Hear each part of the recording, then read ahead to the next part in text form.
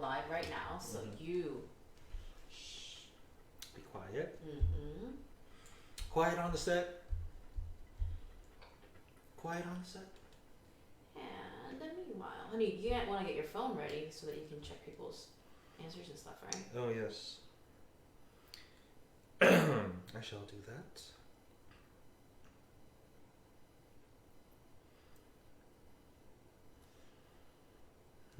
Okay, we already have 2 viewers. And Nice. One of them is me. So, all right, why don't we just wait a little bit? And you ready? I still don't see it on my timeline. Why don't we do our opening song? Okay. Oh, come let us adore him. Oh, come let us adore him. Oh, come let us adore him, Christ the Lord. Amen. All right, that was just like we were warming up our voice, and I was like, hey, that sounds pretty fun. Let's do that as an intro. And I think it's 10 o'clock, so let's get started. Hello, Miri. Long time no see. Okay, Hello. We're keeping things interactive per usual. So while I get the question of the day, why don't you have a conversation with the crowd? Yeah, how are you all doing? We're hearing more and more about things reopening, possibly. I know in Ohio, things are slowly opening from May 1st. A lot of businesses are swinging back into action first week of May, second week of May.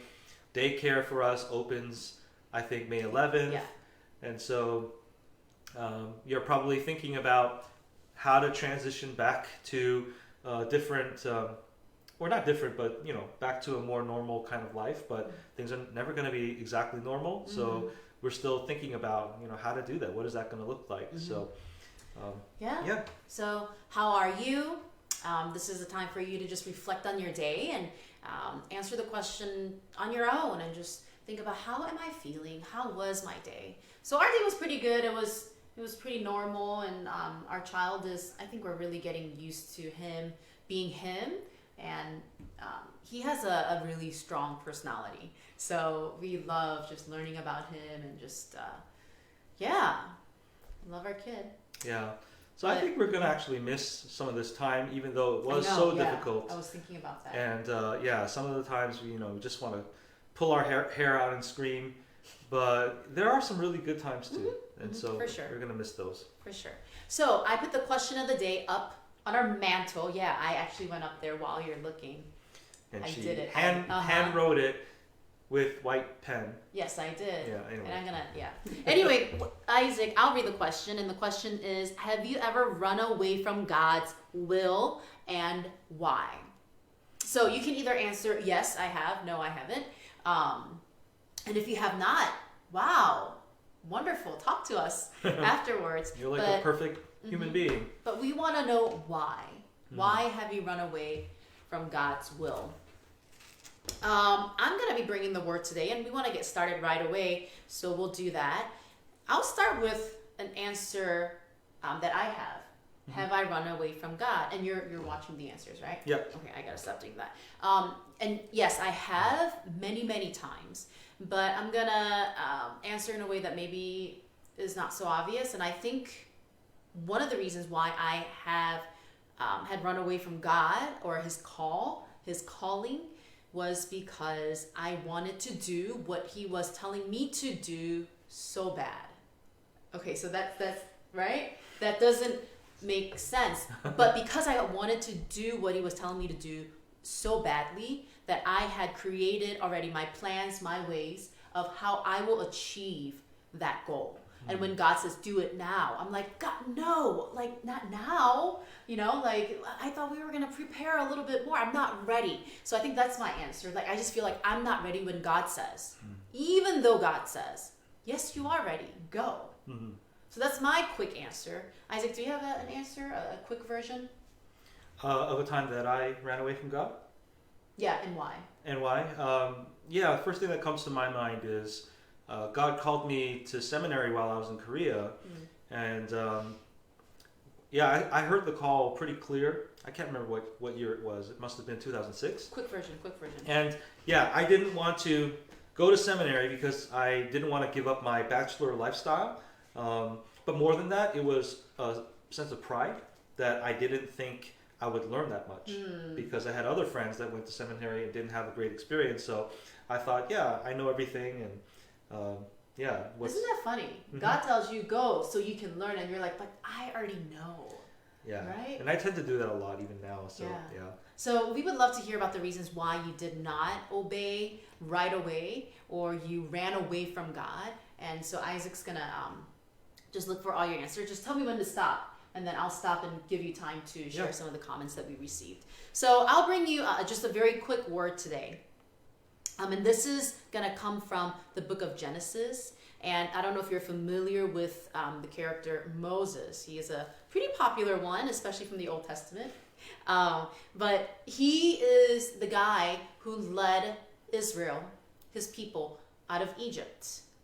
But before he did that, he had murdered somebody in Egypt. He grew up as like a foster kid of the king, a princess. So he lived with the Egyptians, and he saw an Egyptian abusing his people, Israelite, and he actually had murdered him.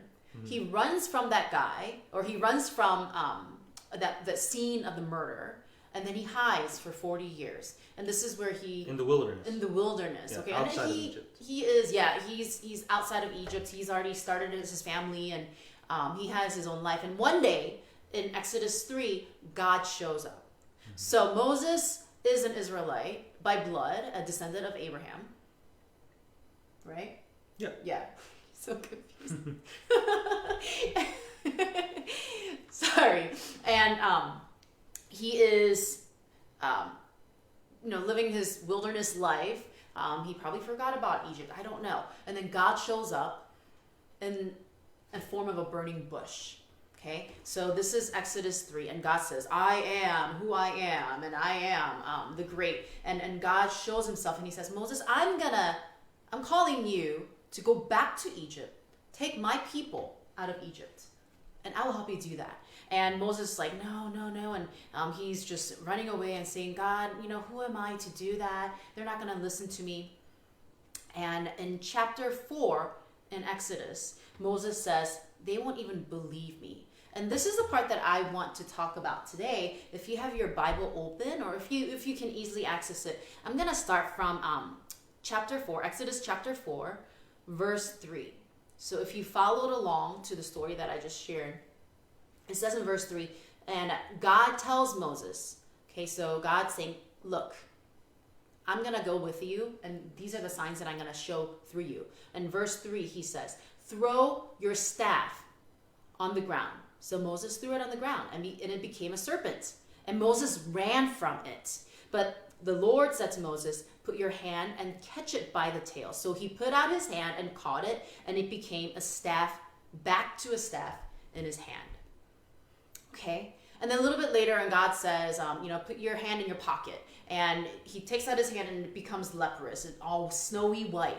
And then God says to put it back, and he puts it back, and it becomes normal again. So these are some of the miraculous signs God is showing Moses before he tells him, go and talk to the Israelites. But Moses still says, no, I can't go talk to the Israelites because they're going to reject me. God, I'm not that eloquent. And finally, in verse 13, Moses says, please send someone else. Okay? This is after multiple times of God showing him signs, God telling him, I will go with you. I will be your mouthpiece. Moses says no, and he says, send someone else. And so God said, fine. And he actually sends Aaron, who seems to have no problem speaking to the thousands and thousands of Israelites. But anyway, my point today is this. Do you realize that God told Moses to pick up his staff, throw it on the ground, and the staff became a serpent?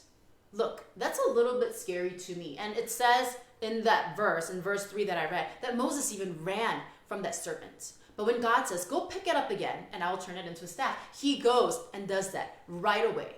To me, that is a little bit confusing because this is the Moses that is rejecting God's request to go speak to the Israelites when God says, I'm going to go with you and I'm going to be your mouthpiece. Yet, he is so willing, without hesitation, to pick up a serpent that he recently ran away from. I think so many times we are willing to pick up the serpent that costs us nothing, that we have no emotional attachment to, yet we are so hesitant to do what God is calling us to do, that one thing that God is calling us to do. And because picking up the serpent seems like it's a harder thing, right, to the eyes of the world, to many people, you convince yourself that it's okay, I can continue living my life just picking up the serpent and just dwelling in that place of God revealing that sign to me that, just over and over again, and then you reject the ultimate call that God has called you to. So my challenge for all of us, and even us, is what is that serpent that you're picking up day to day? And you convince yourself, I'm okay because I'm picking up the serpent and God's turning it into staff. And you do that over and over again. So I am okay to just continue doing this. So as I said before, for Aaron, speaking to these thousands and thousands of Israelites, being God's mouthpiece was no problem because he said, okay, and he just went and did it, right? To everyone, God has a different call for everyone, and one calling that is challenging, that seems to be challenging for one person, may not be so challenging for another. So I can't tell Isaac and be like, Isaac, why can't you go speak and be that pastor? Because to me, it seems like it's an easy thing to do when there's a struggle within him, right? That is stopping him from being that pastor.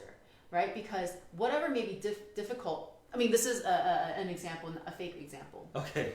Yeah, because he is a pastor. That's super confusing. So it's like, pastor. I like being a pastor. Yeah. So okay. let's say. Okay. So let's say, for example, Isaac is Moses, and he has no problem picking up a serpent, but I have a big problem picking up serpents by its tail and hope that it's going to turn into a staff. So he tells me, why can't you turn that into why can't you just pick up that serpent? He can't tell me that because what seems easy for him may not be easy for me. Yeah. But then sometimes we do like one of the more challenging things in life, and we get praises from people. It could be like, I don't know, going to your church every Saturday morning at 6 a.m. and cleaning up the whole entire sanctuary by yourself without anybody knowing it. And people may praise you for it. They're like, wow, what a wonderful deed that you're doing. But that might not be the thing. I mean, it's a great thing that you're doing if you're doing that, but that might not be the thing that God has called you to do, but you keep doing that thing, the other thing, cleaning up the church, because it seems like a good thing to do instead of the real thing that God is calling you to do. Yeah. So again, I'm gonna end it there because Isaac's giving me the look. We have a comment? We have a couple comments actually. Okay. Yeah. So Franny, she wrote in and she said, yes, she has ran away from God at times, and one reason why was because she didn't have enough faith and she was afraid of failure. Yeah.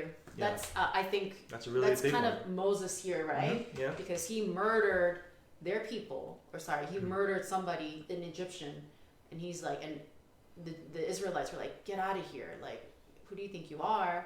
It was 40 years ago. Yeah. But he is still thinking about that, and he is afraid that he's gonna fail. Yeah. To speak to those people. Go ahead. Is there Fear of failure is a big one. That's something we all experience. Gia wrote in and she said she is like Moses because she tends to limit the things that God can do, and she thinks she is not good enough. I think we all have that Moses sense, one way or another. But here's the good news. The Jesus is the best news, but is that God ultimately ended up using Moses, right? Moses became that mouthpiece, not right there and then to deliver the 10 plagues, but eventually he was the spokesperson on behalf of God. Yeah. So, and another good news is that none of us are good enough, but God gives us the grace. So it's through his grace that we're able to do his work. None of us are good enough, and we don't need to be. Yeah. So my thought that I want to leave you with again and again is, what is the serpent in your life that you are throwing down and picking up again, throwing down, picking up again, and showing people, look what I'm doing? What is that serpent? that you're throwing down and picking up again to delay your obedience, the real obedience that God has called you to. I think we all have that serpent in our life. So let's stop playing with that serpent and let's just go to God and say, yes, Lord, I'm not good enough, but you are. Amen. Yeah. Amen. Do you have something else that you want to add, or? Oh, no, not really. I mean, I think the key is if you look at yourself, if you look inward, you will always react negatively to God's call. That's good. That's the one thing that's in common with all the stories that we heard. But when God calls, don't look inward. Yep. Look upward. Look at Him, Yeah. His ability, and then you will be able to proceed forward. Yeah, because if you look I love inward, that. then that's it. You've already lost the battle. I love that. Can someone type that in for me? Because I want to take this away. Don't look inward, but look upward. Yeah. You made that up, right? We're not paraphrase or Yeah, I what mean, is that word? What's the word where you steal words from people? quoting, paraphrasing, No. stealing. No. Plagiarizing. Plagiarizing. Well, plagiarizing is written. Oh, okay. But yeah, I'm so not. smart. All right. Well, let's cut out the silliness. Let's get right into our worship of the night. And the song that we're going to be singing tonight is "Running in Circles." Running in circles. Again, running in circles of picking up the serpent, letting it go, picking up the serpent, letting it go, showing people, woohoo, look what I'm doing, when in fact you never stopped to obey God and listen to Him. Yeah. So let's stop running in circles and run to Him.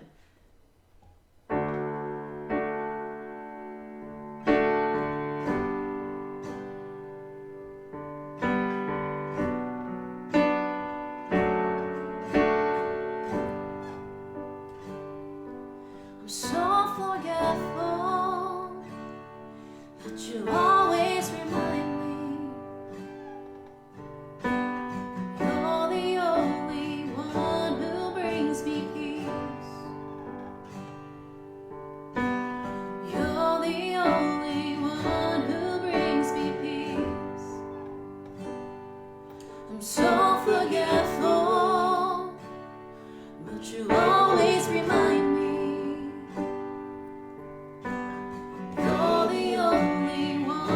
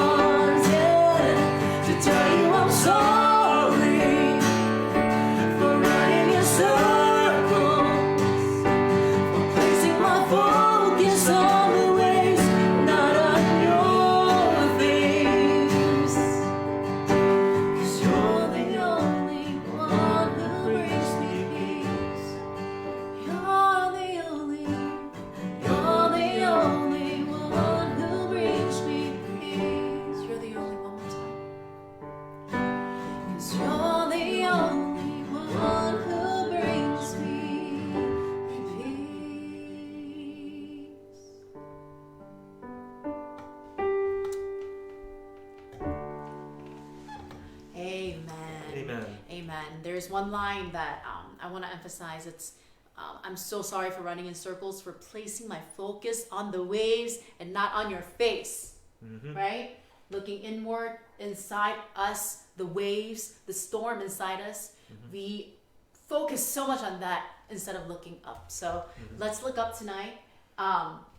Before we go, I want to share, all of these, everything that we're doing, it comes out of plan, but even the preview service and creating a YouTube to upload the preview service, everything comes just out of things that happen as a reaction to what happened, right? So anyway, we made a YouTube channel for Chroma Church, and our core group member, Inshik, uploaded all 30 some videos that we had recorded, live streamed in the past month and a half in our YouTube channel. So if you want to go and just binge, go to YouTube and search for Chroma Columbus.